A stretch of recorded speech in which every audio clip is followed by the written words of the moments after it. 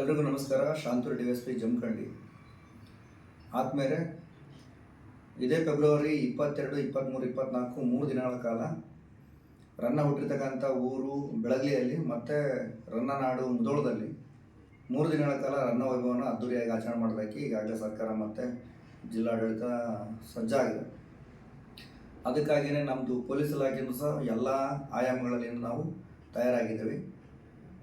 ಮೊದಲಿಗೆ ನಿಮ್ಮೆಲ್ಲರಿಗೂ ಸಹ ನಾನು ನಮ್ಮ ಜಿಲ್ಲೆ ಅಥವಾ ಹೊರಗಿನ ಜಿಲ್ಲೆಯಿಂದ ಅಥವಾ ಬೇರೆ ಬೇರೆ ಕಡೆಯಿಂದ ಬರ್ತಕ್ಕಂಥ ಎಲ್ರಿಗೂ ಸಹ ಸಾರ್ವಜನಿಕರಿಗೆ ಮತ್ತು ಕಲಾವಿದರಿಗೆ, ಕಲಾ ಪ್ರೇಮಿಗಳಿಗೆ, ಕ್ರೀಡಾ ಪ್ರೇಮಿಗಳಿಗೆ, ಕ್ರೀಡಾಳುಗಳಿಗೆ, ವಿಶೇಷವಾಗಿ ಬೇರೆ ಜಿಲ್ಲೆಯಿಂದ ಕರ್ತವ್ಯ ಮಾಡೋಕ್ಕೆ ಬರ್ತಕ್ಕಂಥ ಎಲ್ಲ ಅಧಿಕಾರಿ ಮಿತ್ರರಿಗೆ ಎಲ್ಲರಿಗೂ ನಾನು ಸ್ವಾಗತ ಕೋರ್ತೀನಿ.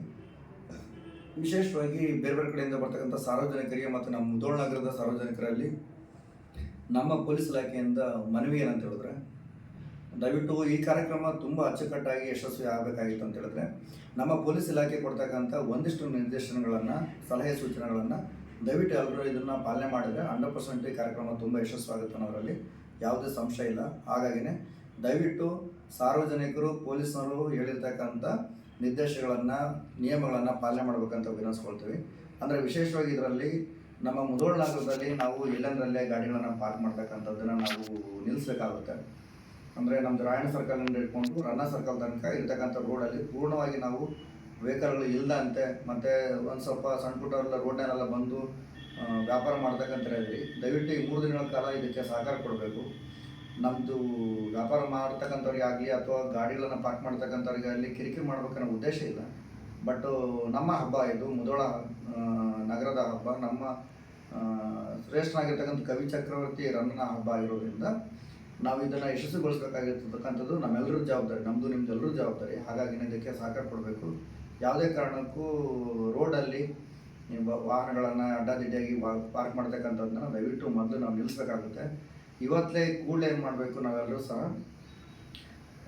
ನಮ್ಮ ರೋಡಲ್ಲಿ ಇರ್ತಕ್ಕಂಥ ಎಲ್ಲ ವೆಹಿಕಲ್ಸ್ಗಳನ್ನು ಇಮಿಡಿಯೇಟ್ಲಿ ರಿಮೂವ್ ಮಾಡಿಸ್ತಕ್ಕಂಥದ್ದು, ಅವುಗಳನ್ನು ಬೇರೆ ಕಡೆ ಪಾರ್ಕಿಂಗ್ ಮಾಡ್ತಕ್ಕಂಥ ವ್ಯವಸ್ಥೆನ ನಾವು ಮಾಡಬೇಕಾಗುತ್ತೆ. ಎರಡನೇದು ಇಂಪಾರ್ಟೆಂಟು ಪಾರ್ಕಿಂಗ್ಗೆ ನಾವು ಈಗಾಗಲೇ ಸಾಕಷ್ಟು ತಯಾರಿ ಮಾಡಿಕೊಂಡು ನಮ್ಮದು SP ಸರ್ ಮತ್ತು ಅಡಿಷನಲ್ ಸರ್ ಸುಮಾರು ಡೈರೆಕ್ಷನ್ ಕೊಟ್ಟಾದ್ಮೇಲೆ ನಾವೆಲ್ಲ ಪ್ಲಾನ್ ಮಾಡಿಕೊಂಡು ಇದೇ ಜಾಗದಲ್ಲಿ ಪಾರ್ಕಿಂಗ್ ಆದರೆ ತುಂಬ ಚೆನ್ನಾಗಾಗುತ್ತೆ ಅನ್ನೋ ಕಾರಣಕ್ಕೆ ಪಾರ್ಕಿಂಗ್ ಪ್ಲೇಸ್ಗಳನ್ನು ತುಂಬ ಚೆನ್ನಾಗಿ ಅಚ್ಚುಕಟ್ಟಾಗಿ ಎಲ್ಲ ಕ್ಲೀನ್ ಮಾಡಿದ್ವಿ.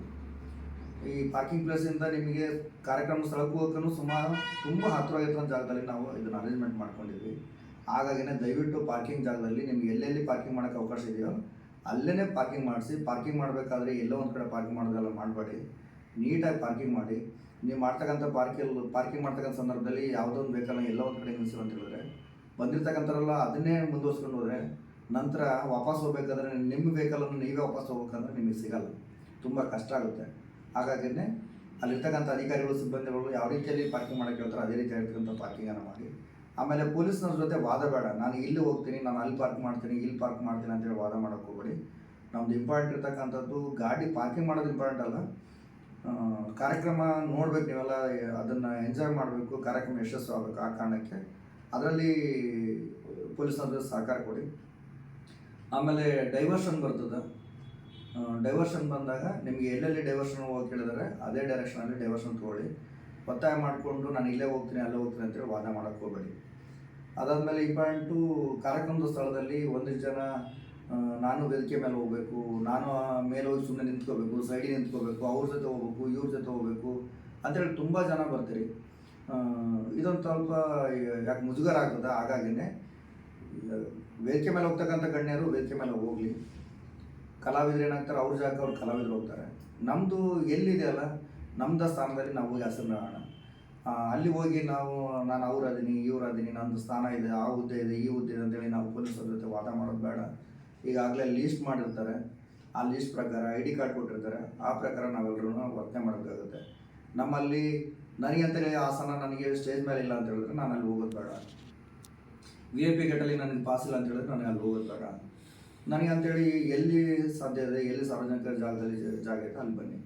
ನಿಮ್ಮದು ಪ್ರೋಟೋಕಾಲ್ ಪ್ರಕಾರ ಯಾವುದೂ ತೊಂದರೆ ಆಗದಂತೆ ಮಾಡ್ಕೊಳ್ತಕ್ಕಂಥ ಜವಾಬ್ದಾರಿ ನಮ್ಮ ಜೊತೆ ನಾವು ಮಾಡ್ತೀವಿ. ಬಟ್ ಅಲ್ಲಿ ಬಂದು ವಿನಾಕಾರಣ ಪೊಲೀಸ್ ಸಿಬ್ಬಂದಿ ಮತ್ತು ಅಧಿಕಾರಿ ಜೊತೆ ಜಗಳ ತೆಗೆಯೋದೆಲ್ಲ ಮಾಡೋದು ಬೇಡ ಅಂತೇಳಿ ನಾನು ಅಂದ್ಕೊಂಡಿದ್ದೀನಿ. ಹಾಗಾಗಿ ಇದಕ್ಕೆ ನಿಮ್ಮದು ಸಹಕಾರ ತುಂಬ ಬೇಕು.